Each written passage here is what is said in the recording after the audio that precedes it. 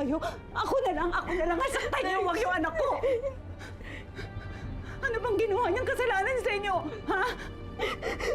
Dahil hindi niya ginawa yung gusto niyo? Yun lang? Tao ang anak ko, ha? Tao siya! Hindi siya taong higat kung ano man yung tingin niyo, hindi! Tao ang anak ko, tao siya! Kita niyo, tao siya! Kaya ituring niyo siyang tao, hindi mga halimaw!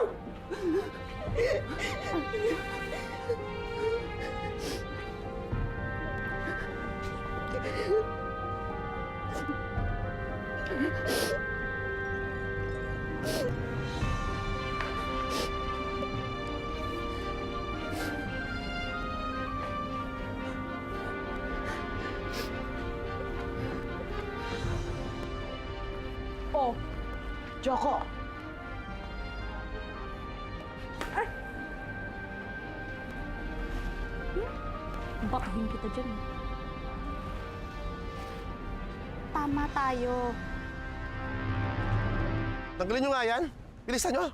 Kabuiset. Mare! Bilis. Kanina pa kita hinahanap eh. Dito ka lang pala. Yung komisyon ko. Alam mo na.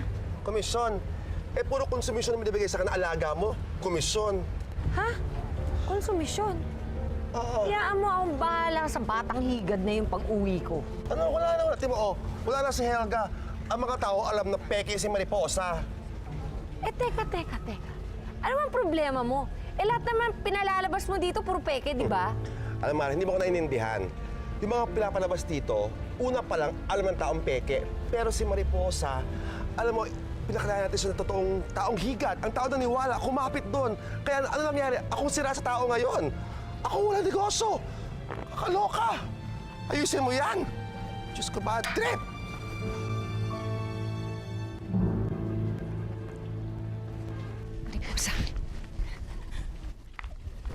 Mariposa, anak. Nay, sinunod ko naman po yung sinabi niyo eh. Sabi niyo wag ko silang pansinin para hindi ako masaktan. Pero nasaktan pa rin po ako sa ginawa nila sa akin. Mariposa.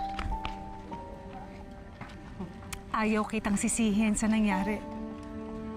Pero anak, nagsinungaling ka sa akin eh.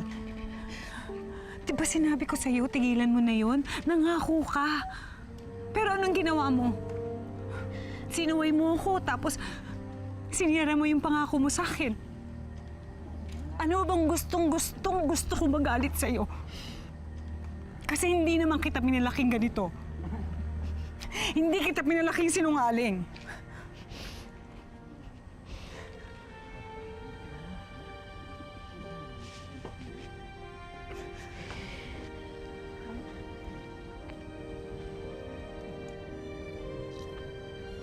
Nay, ako po kung magalit sa akin. Sorry na po.